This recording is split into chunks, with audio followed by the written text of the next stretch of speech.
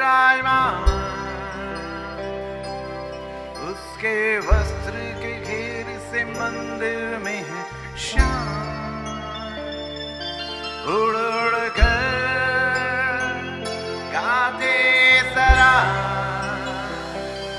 पवित्र यहोवा तू है सर्वदा। है भक्ति के मैं साथ आ रहा तेरे पास, तेरी इच्छा मुझ में पूरी होए। तन मन धन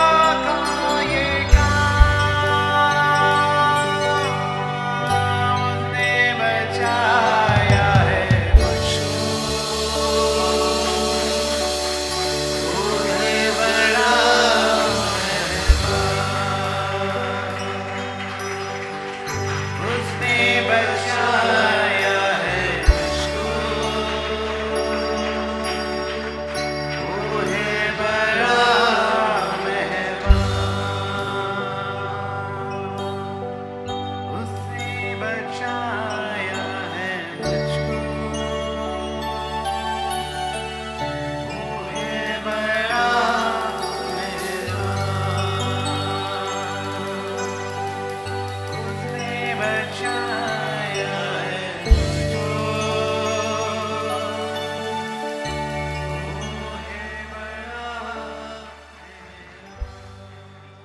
आशीषें एक तरफा नहीं होती हैं। अगर तुम आत्मा के अनुसार चलोगे तो तुम शरीर की लालसाओं को पूरा कभी नहीं करोगे। आज जितनी भी शारीरिक प्रार्थनाएं हैं, शारीरिक लालसाओं को पूरा करने वाली प्रार्थना है, हम क्या सोच रहे हैं? हमने अपनी जिम्मेदारी को निभा लिया। क्या जिम्मेदारी निभाई? अपने बच्चों को तो देखो, तुम्हारे बच्चे किस मोड़ पे जा रहे हैं। तुम तो अपने बच्चों को अधोलोक में पहुंचा दिए। तुमने अपने बच्चों को क्या परमेश्वर का भय मानने, क्या ये आशीष है? ये आशीष नहीं है। ये तो शारीरिक इच्छाएं हैं, ये तो शारीरिक लालसाएं। जॉयस मेयर की पुस्तक में, मैं एक पुस्तक है, मैं उसे पढ़ रही हूँ। बोले पेरेंट्स तो ऐसे हैं कि बच्चों को पहले से ही घर बना के दे देते हैं, उनको पहले से ही विवाह कर देंगे, उनको विवाह में पहले से ही खर्च कर देंगे, उनको पहले से ही सब चीज़ें दे देंगी, उनको सब कुछ उनको पहले से ही पहले उनके जीवन में हो जाता है। तो वो इतने स्वार्थी और इतने लालची बन जाते हैं। बिल्कुल कलीसिया में ऐसे ही है, इस्राएली ऐसे ही हैं। आपने शरीर का इतना प्राप्त कर लिया कि आप इतने स्वार्थी और इतने घमंडी हो गए हैं कि आप भूल बैठे। कहे बुआ आप कैसे बोलते हो, हम तो हर संडे चर्च आते हैं। हाँ आते हो। बुआ आप कैसे बोलते हो, हम तो अपने घर में पारिवारिक प्रार्थना करते हैं, हम तो अपने घर में प्रार्थना करते हैं। हाँ अच्छा करते हो। हम तो जब भी आप हमें कोई काम बोलते हो हम कर देते हैं। हाँ अच्छा करते हो। परंतु मेरे प्रियो, आपके इस चीज़ों से मसीह की देह क्या उन्नति पा रही है? आपके जीवन से क्या बहुत सारे लोग अंधकार से छूटकर परमेश्वर के राज्य में आ रहे हैं?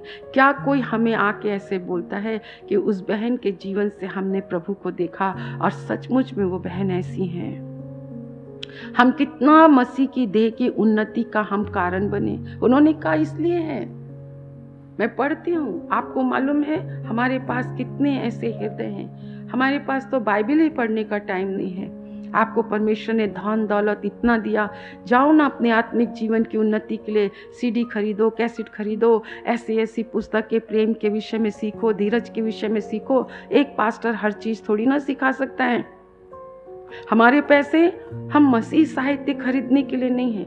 हम केबल का चार्ज देखो, हर मोबाइल का चार्ज देखो, दुनिया के चार्ज भरने के लिए हमारे पास इतने पैसे हैं। ऑफरिंग देने के लिए हमारे पास कोई भी पैसे नहीं है। यदि तुम आत्मा के अनुसार चलते तो तुम शारीरिक इच्छाओं को कभी पूरा नहीं करते।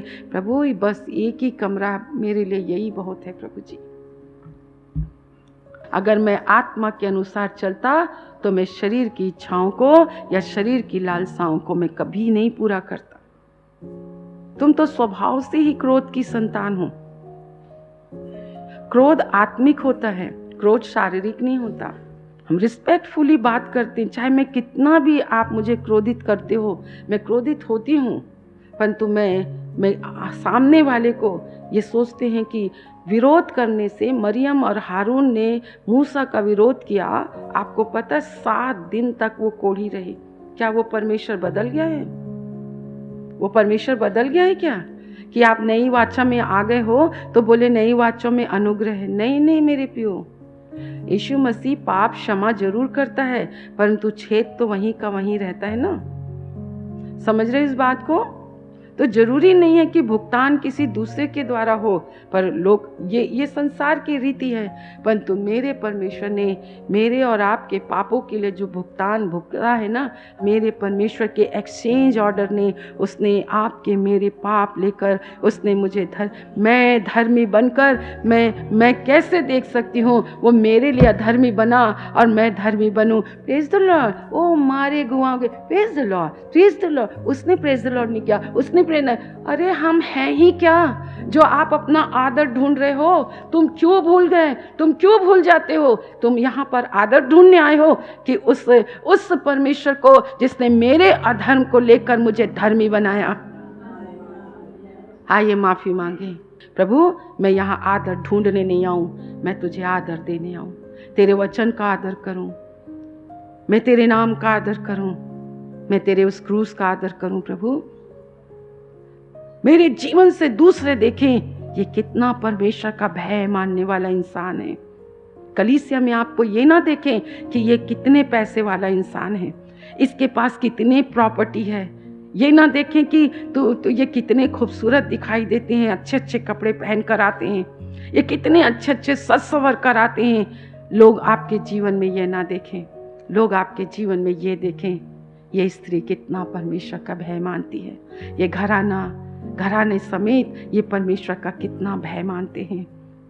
मेरे प्रियो, ये परमेश्वर का छोटी सी छोटी आज्ञा भी यदि तुम इसे मानना सिखाते हो तो परमेश्वर के राज्य में हम महान हैं, नहीं तो हम परमेश्वर के राज्य में बहुत ही हम छोटे हैं। ये परमेश्वर का वचन है मेरे प्रियो। आपकी प्रार्थना परमेश्वर के वचन पर आधारित होनी चाहिए। दूसरों के लिए, दूसरों के सामने प्रार्थना करना, प्रार्थना बहुत ही ज्यादा परमेश्वर के साथ एक ऐसी संगति है। आइए मेरे साथ निकालें गलातियों की पुस्तक, उसका 6वां अध्याय, उसके 8 वचन को यदि आप पढ़ें तो वहां पर सीधा सीधा आपकी आत्मा और आपके मन और शरीर पर प्रहार होता है। देखो, पवित्र आत्मा, मैं आपको पवित्र आत्मा की सीरीज में लेकर चलूंगी, अगर आप भूल गए हैं तो। गलातियों की पुस्तक, क्योंकि जो अपने शरीर के लिए बोता है वो शरीर के द्वारा विनाश की कटनी काटेगा, और जो आत्मा के लिए बोता है वो आत्मा के द्वारा अनंत जीवन की कटनी काटेगा। हाँ, हम भले काम करने में साहस ना छोड़ें, क्योंकि यदि हम ढीले ना हो तो ठीक समय पर कटनी यदि काटेंगे। मैं ठीक समय पर कटनी, ये आज का वचन है, ठीक है। मैं रोज आपको रोज की रोटी रोज देती हूँ, ये आज का वचन है। ये वचन रेमा बनकर, अब देखो ये वचन है आपके सामने है। आप चर्च में आते हो ना तो आपको वचन, जीवन की रोटी मिलती है, आपको अनुग्रह का वचन। ऐसी कोई भी बातें नहीं है जो प्रभु ने छिपा के रखी है। गलातियों की पुस्तक, उसका 6वां अध्याय, क्यों हम ऐसे ऐसे ऐसे हैं, हमारा जीवन ऐसा क्यों है, झुक कर चलना है। कई लोग ऐसे झिझक के चलते हैं, इतने अनादर के साथ चलते हैं। कोई जीवन में मसीह के लिए कोई उत्साह नहीं है। आपको, आपके पड़ोसी आपको देखकर कैसे विश्वास करेंगे कि आप यीशु मसीह के मानने वाले हो। जितने भी नए लोग हैं, यदि मैं किसी आत्मिक कलीसिया में जीवन भर शारीरिक ही बातों की सोचती रही तो आपका काटना क्या होगा? आत्मा काटोगे कि आप शरीर काटोगे? आप शरीर को काटोगे। तो आज हमारी प्रार्थना शारीरिक है, रोटी दे, मकान दे, ये दे, वो दे, वीज़ा दे, ये दे, वो दे। घंटों लाइन में वीज़ा में हम भी गए हैं, आप लोगों भी जाते होंगे हैं। एक वीज़ा लगाने में कितना समय लगता है। हम गए, हम दुनिया देशों में जाने के लिए हमने अपनी सब चीज को भूल गए। तो स्वर्ग राज्य में जाने के लिए भी तो वीज़ा चाहिए ना, चाहिए कि नहीं चाहिए? और ये तो दुनिया भर के वीज़ा लगाने में तो आपको घंटों घंटों सुबह से जाके एम्बेसी में लाइन लगाना पड़ता है। मेरा परमेश्वर तो कितना भला और कितना अच्छा है। आपकी आत्मा बहुमूल्य सामर्थी परमेश्वर की प्रतिज्ञा के वचन से ही आपको तृप्ति मिलेगी। आत्मा ही आपको तृप्त करेगा। सामरी स्त्री को यीशु मसीह ने कहा 5 पति कर लेने के बाद काफी खूबसूरत होगी, तभी उसको इतने लोग पसंद कर लेते होंगे, पर उसको देखो क्या मिला उसे। उसको वो तृप्ति नहीं मिली जो तृप्ति उसने यीशु को पाकर पाई। एक अच्छी शिक्षा हम आपको देते हैं, एक अच्छी शिक्षा, क्योंकि जिस समाज में हम रहते हैं, हम उस समाज में हमको अपने परमेश्वर के नाम को कभी निरादर नहीं करना है। आप ऑफिस में, कंपनी में केवल बॉयज से बात करते रहते हो, कौन तुम पर विश्वास करेगा? कोई नहीं विश्वास करता है। कुछ नहीं है जीवन में। शरीर की लालसाएं, देखो, शरीर आत्मा के विरोध में और आत्मा शरीर के विरोध में लालसा करता है, और लिखा है दोनों एक दूसरे की विरोधी है। आत्मा कहता है प्रार्थना कर, 2:30 बजे उठा दिया, आत्मा कहता प्रार्थना कर। शरीर कहता भी तो 2:30 बजे है, मेरी तो प्रार्थना का समय 4 बजे का है, मेरी तो प्रार्थना का समय 5 बजे का, मेरी तो प्रार्थना का समय 6 बजे का है। वो नहीं उठेगा, शरीर उसको उठने नहीं देगा, पर आत्मा प्रबलता के साथ कह रही है तू उठ के बैठना, क्योंकि क्या पता 2:30 बजे रात को किसके लिए प्रार्थना करना है। फिर आत्मा हमें ले जाती है कि इस चीजों के लिए। शरीर आपका शरीर है, शरीर के अनुसार अगर हम बोएंगे तो हम शरीर के अनुसार ही हम काटेंगे। आइए फिर से हम पढ़ें। क्योंकि जो अपने शरीर के लिए बोता है वो शरीर के द्वारा विनाश की कटनी काटेगा। आप और मैं अगर शारीरिक मनुष्य हैं तो डेफिनेटली आप अपना रिजल्ट निकाल सकते हो कि आप शरीर के द्वारा विनाश की कटनी ही काटोगे।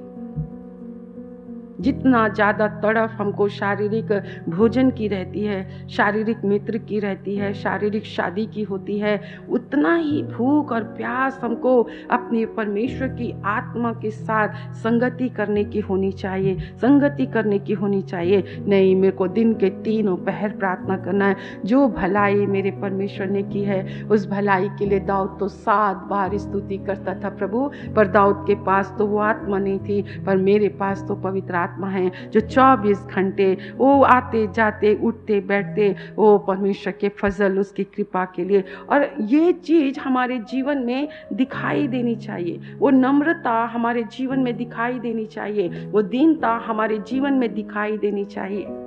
आइए हम पढ़ें गलातियों की पुस्तक उसका 5वां अध्याय 16 वचन। पर मैं कहता हूँ आत्मा के अनुसार चलो तो तुम शरीर की लालसा किसी रीति से पूरी ना करोगे। लिखा है आत्मा के अनुसार चलो, तो पौलुस गलाती की कलीसिया को क्या कर रहा है? एक आज्ञा दे रहा है। अगर तुमने पवित्र आत्मा पाया है तो तुम शरीर के अनुसार क्यों चल रहे हो? उनमें भी फूट थे, उनमें भी झगड़े थे, उनमें प्रभु भोज के समय बोले तुमको एक दूसरे के खाते समय हमें एक दूसरे के लिए जो आज हम प्रीति भोज, प्रेम भोज, ये कलीसिया ये बाहर नकल है। लिखे है हमारे हर धर्म के काम मैले चिथड़ों के समान हैं। संसार में गर्मी में पानी पिलाया जाता कोई बुरी बात नहीं है, बहुत अच्छी बात है, हमें भी करना चाहिए। अगर हमारे पास है तो हमें भी करना चाहिए। खाना हमें करना है, भूकंप वगैरह आता है, कोई हमारे कॉलोनी में ऐसी परेशानी आ गई है, अगर हमारे पास है कुछ करने के लिए तो हम कर सकते हैं, कोई बात नहीं। हम आपके घर की मरम्मत में आप हमारी तरफ से ये ले लो। ये हमारे एक सोशल काम है जो हम अपने परमेश्वर के प्रेम को अन्य जातियों के सामने दिखा सकते हैं। उनको हम प्रचार नहीं कर सकते, पर अपने अच्छे व्यवहार से हम उन चीज़ों को कर सकते हैं। हम अपने कचरा हम पड़ोसी में ना डालें। हम झाड़ू लगा रहे हैं, पड़ोसी का भी झाड़ू लगा दिया। हम अपनी नाली साफ कर रहे हैं, हम दूसरों की भी नाली साफ कर लें, कोई बात नहीं। उनको कचरा फेंकने दो, हमें भलाई करने में हियाव कभी नहीं छोड़ना चाहिए। पर हमारे काम, धर्म के काम मैले चिथड़ों के समान है। बिना यीशु मसीह के विश्वास किए बिना पवित्र आत्मा पाए बिना आत्मा के चलाए हम परमेश्वर के राज्य में प्रवेश नहीं कर सकते हैं। आप ये मत सोचो कि यीशु को जान लेना ही काफ़ी है, यीशु के नाम से अद्भुत चिन्ह चमत्कार और देख लेना और कर देना ही काफ़ी है। नहीं मेरे प्रियो, यीशु मसीह ने चेलों को कहा भला होता कि तुम अपना नाम जीवन की पुस्तक में लिखा लेते। एक समय ऐसा आएगा कि सब दान वरदान मिट जाएंगे, परंतु आशा, विश्वास और प्रेम, अगर ये 3 सीढ़ी मेरे जीवन में स्वर्ग जाने के लिए है तो मैं स्वर्ग के राज्य में जा सकती हूँ।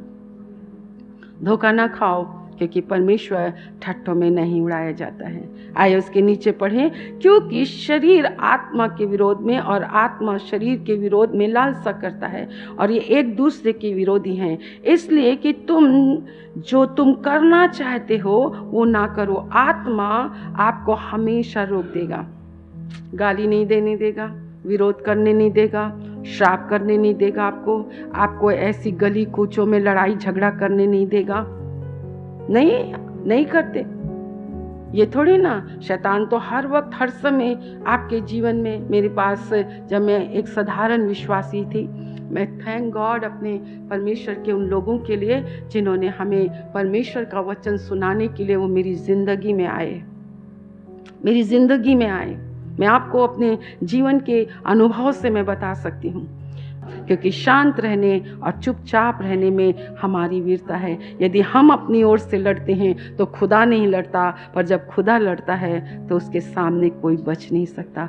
हमारे अंदर एक इच्छा थी, मैं भी बोलूँगा, मैं भी ऐसे करूँगी, मैं भी है, पर आत्मा शरीर के विरोध में कहती है शांत रहने में तुम्हारी वीरता है। हालेलुया। तो शरीर के लोगों को इन बातों में बहुत मजा आता है, परंतु आत्मा के अनुसार चलने वाले लोगों को बाइबल कहती है शरीर विरोध करता है और आत्मा विरोध करती है। हम चुपचाप निकल जाते हैं, नहीं आप हमारे लायक नहीं हो, आप हमारे साथ उठने बैठने के लायक नहीं हो। चंचल लोगों के साथ हम उठना बैठना नहीं कर सकते हैं, बहसबाजी करने वालों के साथ, लड़ाई झगड़ा करने वालों के साथ हम उठना बैठना नहीं, क्योंकि वो शारीरिक हैं। क्योंकि बाइबल कहती है जब तुम एक दूसरे को छेड़ते हो, एक दूसरे से घमंड से चलते हो, तो क्या तुम शारीरिक नहीं हो? शारीरिक मनुष्य ऐसा करता है और इसमें बनावट नहीं है। कई लोग बनावट करते हैं, धीरे से बोलना। अभी मैं जवान बच्चों को बता रही हूँ नम्रता का क्या अर्थ है। नम्रता का अर्थ ये नहीं है धीरे बोलना, नम्रता का अरे ठीक है मेरे को क्या बोलेगा, पर अंदर ही अंदर तो परमेश्वर तो अंदर देखता है ना। फिर एक दिन तुम्हारा उबाल आएगा तो तुम तो पहले से भी बिल्कुल बदतर हो जाओगे ना। तो हमको बाइबल इस बात को कहती है कि 18 वचन कहता है यदि तुम आत्मा के चलाए चलते हो तो आप पर मैं व्यवस्था के अधीन नहीं है। व्यवस्था क्या कहती है? व्यवस्था हमें पाप का पहचान कराती है कि चोरी मत करना, ये मत करना, वो मत करना, ये नहीं करना, वो मत करना। परंतु आत्मा हमें ये बात बताती है कि परमेश्वर की आत्मा ने व्यवस्था को क्या किया है? पूरा किया है। तो यीशु मसीह पर विश्वास करने के द्वारा मैं व्यवस्था को क्या कर चुकी हूँ? पूरा कर चुकी हूँ। अब जो मुझ में यीशु बसता है, जो मुझ में परमेश्वर की आत्मा बसता है, वो मेरा सहायक है, वो मेरा टीचर है, वो मेरी अगुवाई करता है, वो मेरी मदद करता है। अभी मैंने अन्य भाषा के बारे में आपको रटा दिया है कि अन्य भाषा क्यों ज़्यादा जरूरी है।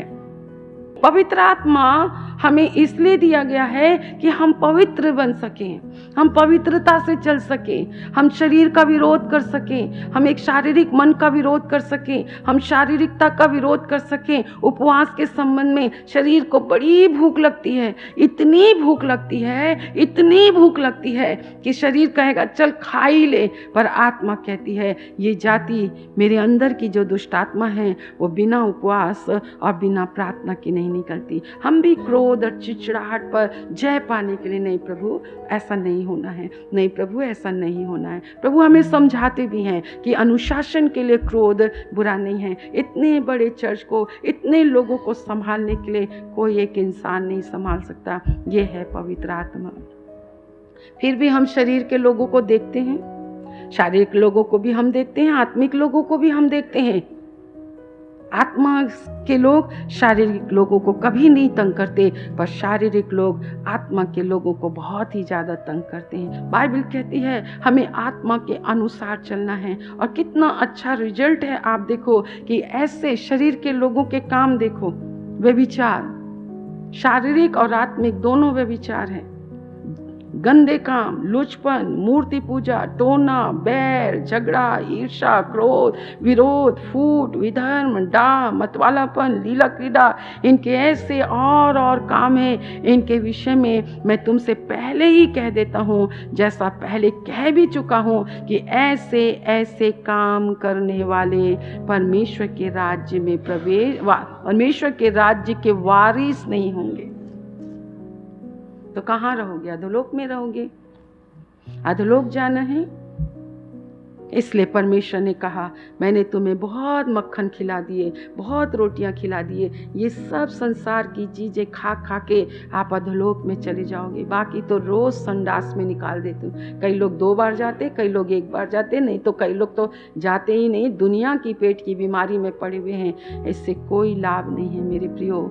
बाइबल में कहा मैंने अपने आप को तुम पर प्रकट किया है कि तुम आत्मा के अनुसार चलो, और आत्मा के अनुसार चलने के लिए आपको और मुझको पवित्र आत्मा की बहुत ज़्यादा ज़रूरत है। हालेलुया।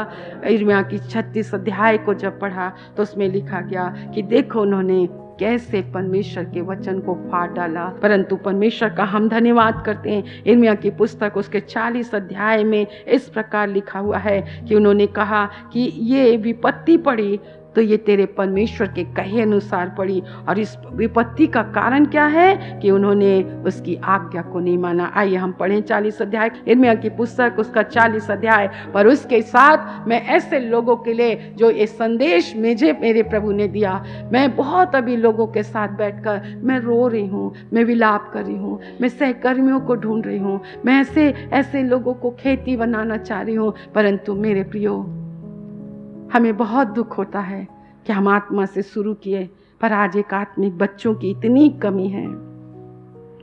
हमें जरूरत है, परमेश्वर को जरूरत है उनकी प्रार्थना में, पर उनको जरूरत नहीं है कि वो परमेश्वर के चरणों में बैठें।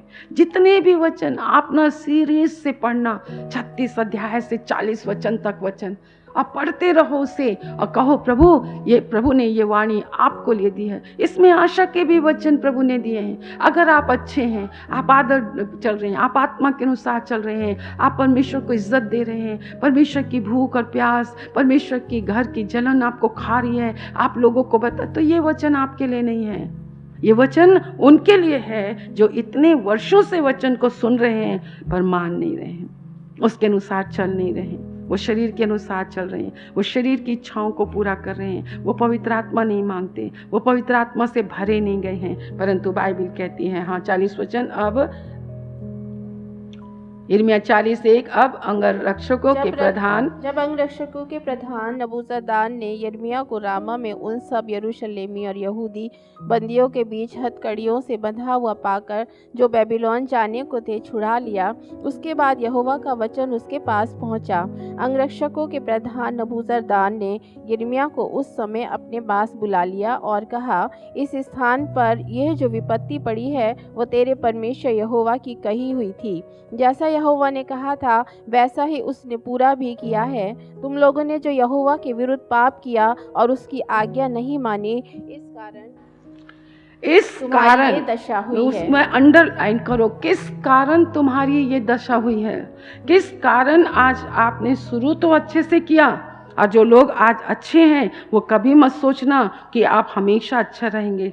आपको प्रभु में आना है, प्रभु में बढ़ना है, परमेश्वर को आदर देना है, प्रभु की सेवा करना है, प्रभु की महिमा करना है, परमेश्वर के राज्य की स्थापना करना है, आत्माओं के लिए बोझ रखना है, आत्माओं तक पहचानना है, अपने घरों में आराम मत फरमाते रहें। इस कारण तुम्हारी ये दशा हुई है, इस कारण तुम्हारी ये दशा हुई है। ऐसा फोकस परमेश्वर ने मुझे किया, इस कारण आप कारण पूछते हो ना, इसका कारण है कि परमेश्वर का वचन यत्न से, शिक्षा यत्न से तुम्हें पहुंचाई गई, तुम्हें सुनाया गया, पर तुमने उस वचन में से, हम आ रहे हैं, चर्च आ रहे हैं, सब कुछ कर रहे हैं, उससे क्या फायदा होता है? बोलिए, हम तो आज्ञा पालन करने के लिए बुलाए गए हैं, हम तो यहोवा के पीछे चलने के लिए बुलाए गए हैं, हम तो परमेश्वर की महिमा करने के लिए बुलाए गए हैं, हम तो आत्मा के अनुसार चलने के लिए बुलाए गए हैं, हम तो शरीर की लालसाओं को क्रूस पर चढ़ाने के लिए बुलाए गए हैं। ये नए नियम की कलीसिया है, ये नई वाचा की कलीसिया है। मेरे प्रियो, हम मिस्र से आ तो गए हैं, परंतु मिस्र के रीति व्यवहार को लेकर हम आ पाए हैं। मुझे बहुत दुख होता है जब आप मुझसे पूछते हैं, अरे तुम्हारे प्रभु का वजूद तुम्हारे सामने, उसने अपने आप को तुम पर प्रकट किया, उसने मुझ पर अपने आप को प्रकट किया कि ऑल माइटी गॉड, माई गॉड, मैं उस परमेश्वर को इतना नीचा करूं कि मैं लोगों के साथ समझौता करूं, मैं समाज के साथ समझौता करूं, मैं संसार के साथ समझौता करूं, मैं अकेली रह जाऊंगी, भूखी रह जाऊंगी, कैद में चली जाऊंगी, नरक में नहीं जाऊंगी, पर मैं अपने यीशु का नाम, अपने प्रभु का नाम कभी मैं छोटा नहीं होने दूंगी। बहुत से सुसमाचार प्रचार किए गए, लोग चंगे हुए, हमने उनसे किसी दान और दहेज की हमने कामना नहीं की। ना हम स्वार्थी हैं, ना हम अपने मान और सम्मान को खोज रहे हैं। जीवन का एक ही मकसद है, तू बढ़े और मैं घटूं। गाना गाने से क्या होता है?